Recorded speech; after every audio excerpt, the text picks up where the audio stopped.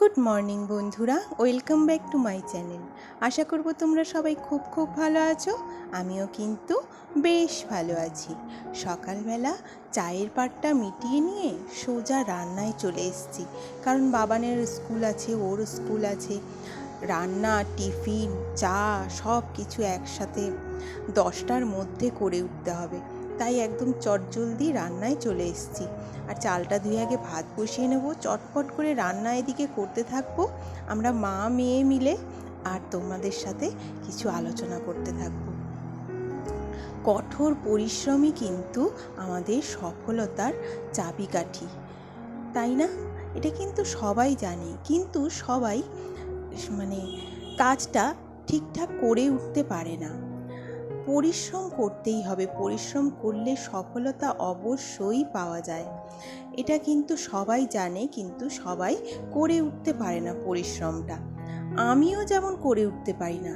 দেখো, আমার মা সমানে কথা বলে যাচ্ছে, আমিও সমানে কথা বলছি, আমার পেছনটা দেখা যাচ্ছে বলে। কঠোর পরিশ্রম কিন্তু মানুষকে একদম সফলতার পুরো চূড়ায় নিয়ে চলে যেতে পারে। আমরা সেইভাবে পরিশ্রমটা করে উঠতে পারি না।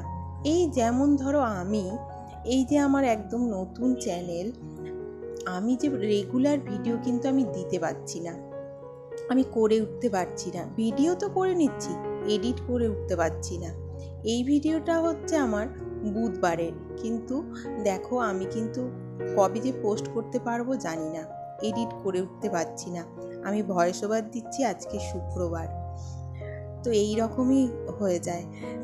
মানুষ পরিশ্রমটা ঠিকঠাক করে উঠতে পারে না, 100 ভাগ দিতে পারে না, ওই কারণে মানুষ সফলতার চূড়ায় পৌঁছতেও পারে না। তো আমি চেষ্টা করছি, দেখি সব দিক সামলাতে হয়। আর অভ্যেস কি বলতো, মানুষের যদি অভ্যেসটা হয়ে যায় তাহলে আবার ঠিক হয়ে যায়। নতুন নতুন তো আমি করে উঠতে পারছি না।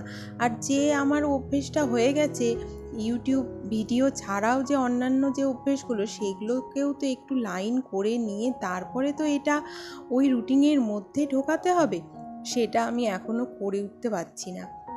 ওই কারণে আমার ইররেগুলার ভিডিও হয়ে যাচ্ছে। তো যাই হোক, দেখো তোমাদের সাথে কথা বলতে বলতে কিছুটা আমি এগিয়ে নিয়েছি, আটা মেখে নিলাম। আর এদিকে ভেন্ডিটা আমি পেঁয়াজ, লঙ্কা, টমেটো সব কুচিয়ে, লবণ, হলুদ, একটু জিরে গুঁড়ো দিয়ে দিয়েছি। সব কিছু দিয়ে আমি খুব সুন্দর করে এটাকে আমি একটুখানি চচ্চড়ি মতন করে নেব। বাবান এইটা ভেন্ডি দিয়ে রুটি দিয়ে এই ভেন্ডির চচ্চড়িটা খুবই ভালোবাসে, ওই কারণে আমি এটাই করছি, দেখো। আর ওদিকে আমার মা সব কেটে কুটে গুছিয়ে দিচ্ছে, ধুয়ে টুয়ে। মা থাকলে যা হয়, তাই না? সব হাতে হাতে গুছিয়ে দিচ্ছে, অনেক তাড়াতাড়ি কাজ আমার গোছানো হয়ে যাচ্ছে। তো কাজ যেহেতু তাড়াতাড়ি গোছানো হয়ে যাচ্ছে, এডিটটাও তাড়াতাড়ি হওয়াটাই স্বাভাবিক, হওয়াটা উচিত। কিন্তু মার সাথে গল্প করতে করতেই আমার সময়টা চলে যাচ্ছে, হাতে মোবাইল নিয়ে গল্পই করে যাচ্ছি, হচ্ছেই না আর। এই কারণে অনেক দিন পরে দেখা তো, ফোনে তো কথা হয় ডেলি, ফোনে কথা হওয়া আর সামনাসামনি কথা বলার মধ্যে তো পার্থক্য আছে। যাই হোক, কালকে মঙ্গলবার ছিল, এই চিংড়ি মাছের চচ্চড়ি, এটা মঙ্গলবারে আমার ছেলে যেহেতু নিরামিষ খেতে শুরু করেছে, ওই জন্য ও খায়নি, ওটা রেখে দিয়েছিলাম ওর জন্যে। তো ওটা গরম করে ওকে ভাত দিয়ে দিলাম, ও খেতে বসেছে। আর এদিকে আমি রুটি আর এই ভেন্ডির তরকারি হয়ে গেছে, ভেন্ডি চচ্চড়িটা হয়ে গেছে।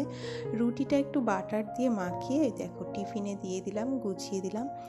আর ওদিকে আমি গ্রিন টি বসিয়ে দিয়েছি, ওকেও দিয়ে দিয়েছি আমি খেতে, ভাত দিয়ে দিয়েছি। আর গ্রিন টিটা একটা ওকে দেবো, ছোটো ফ্লাক্সটা একটা আমি রেখে দেবো, একটু বাবা মাকেও দেবো যদি খেতে চায়। খেতে পারবে না আমি জানি, ওদের খাওয়ার অভ্যেস নেই তো। গ্রিন টিটা যেহেতু একটুখানি কষ্টা টাইপের হয়, ওই কারণে হয়তো খেতে চাইবে না, তাও একটু ট্রাই করব।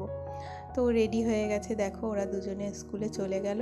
আর এদিকে আমি ডালিয়াটা পুরো রেডি করেই রেখেছিলাম, শুধু সিটি দিল। এই দেখো ডালিয়া হয়ে গেছে, বাবা মাকে ডালিয়াটা খেতে দেবো। আর আমি বাসি রুটি আছে, রুটিটা দুধ দিয়ে খেয়ে নেবো। বাসি রুটি দুধ দিয়ে আমার খুবই ভালো লাগে, আর খাওয়াটাও ভালো, জানো। আগে মনে করতাম যে বাসি রুটি নাকি খাওয়া উচিত না, খেলে নাকি অ্যাসিডিটি হয়, পেটের প্রবলেম হয়। কিন্তু এখন এখন ডাক্তারেরা বলছে বাসি রুটি খেলে নাকি শরীরের অনেক উপকার হয়, গ্যাস অম্বল হয় না, আর স্কিনে নাকি জেল্লা ফিরে আসে, তারপরে বয়সটা ধরে রাখা যায়, এইরকম নাকি আমি শুনছি। তো যাই হোক, বাসি রুটি খেতে তো আমার ভালোই লাগে, আর আমার বাসি রুটি খেলে গ্যাস অম্বল হয় না।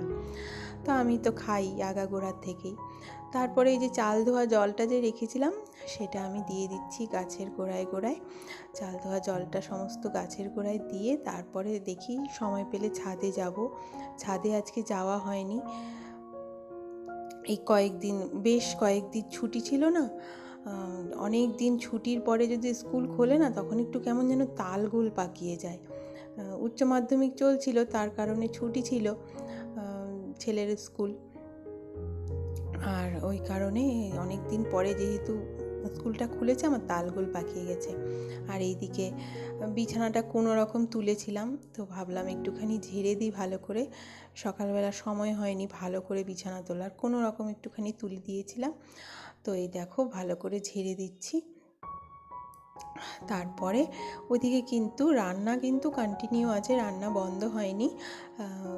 রান্না করছে ওদিকে, তো লাউয়ের ঘন্ট করছে, লাউয়ের ঘন্ট কেটে রেখেছে, লাউয়ের ঘন্ট করছে। আর আমি ভাবলাম যে এইদিকে আর আমার বাবা কিন্তু খুব ভালো রান্না করে, আর ভালো কি রান্না করতেও ভালোবাসে, ওই কারণে বাবা মা দুজনে মিলেই রান্নাটা করছে।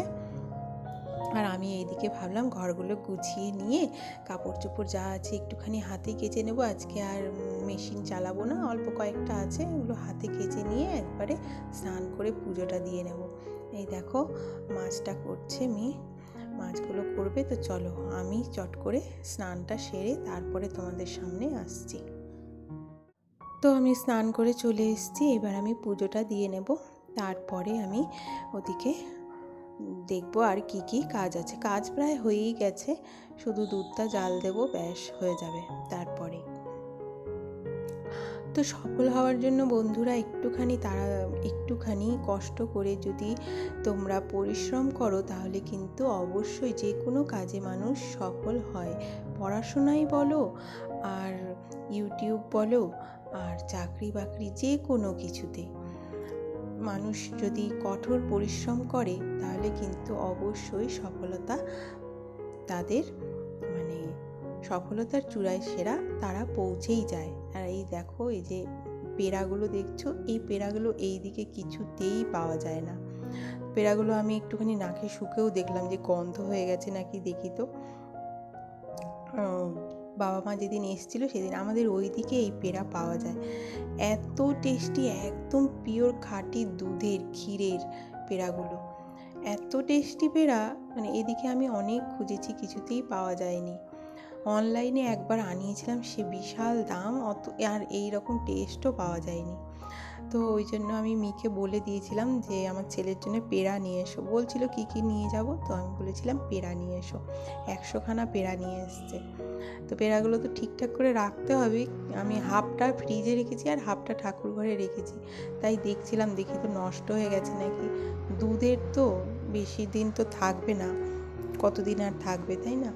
ওই কারণেই দেখছিলাম। তো এখনও অবধি ঠিক আছে। তো চলো পুজোটা দিয়ে নিই আমি।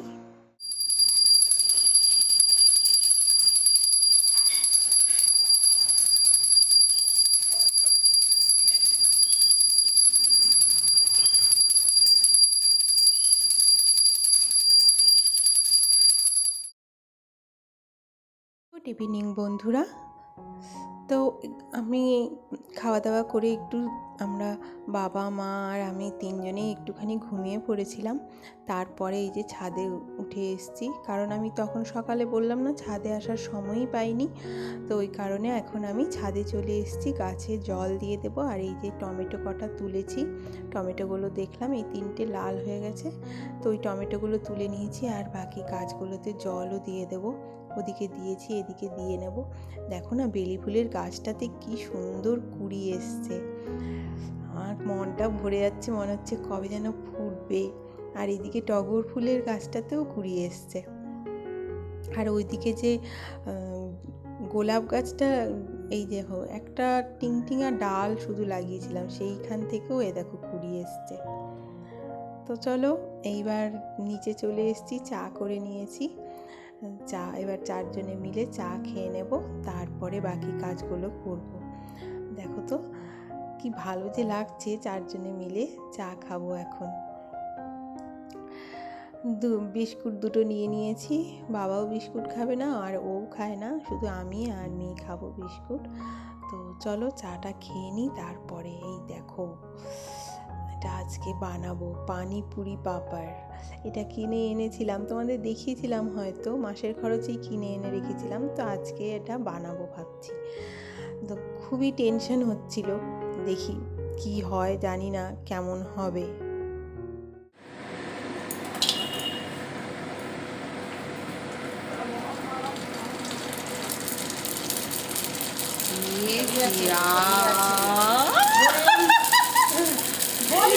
এই পাপা দেখে যা, ও চিন্তা করছে ফুলবে কিনা। তাড়াতাড়ি তাড়াতাড়ি মাই কি হলো? ওঠাও ওঠাও ওঠাও ওঠাও, পুড়ে যাবে। ভয় পেয়ে গেছি। আমি তো ভয় পেয়ে গেছি। হ্যাঁ বেশি কড়া করিস না মা। হ্যাঁ দে এদিকে দে।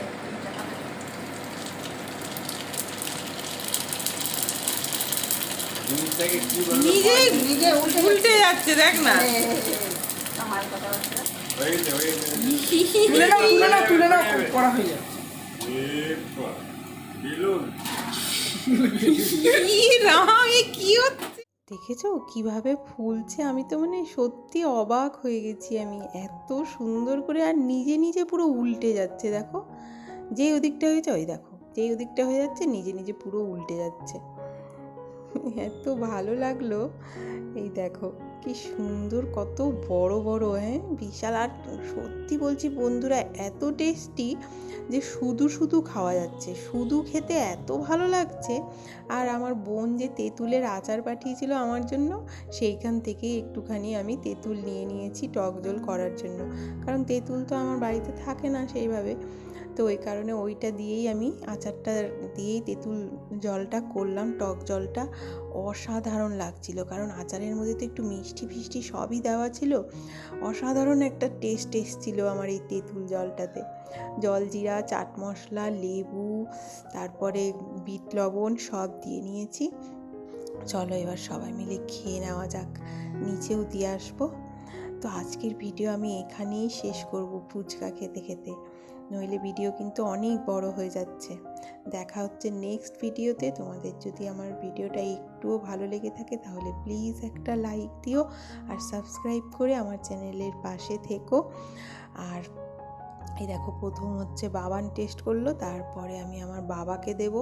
আগে আমার ছোট বাবা, তারপরে বড় বাবা, তারপরে আমরা খাবো সবাই মিলে। বাবা বেশি খাবে না, বাবান অনেক কটাই খাবে, বাবান অর্ধেকগুলোই খেয়ে নেবে। আমার বাবা বেশি খায় না, দুটো বললাম খেতে, তো বললো একটা আগে দিয়ে দেখি কেমন লাগে, তারপরে খাবো। তো চলো আজকের ভিডিও আমি এখানেই শেষ করছি। তোমরা সবাই খুব ভালো থেকো, সুস্থ থেকো। দেখা হচ্ছে নেক্সট ভিডিওতে। Tata, bye bye, good night.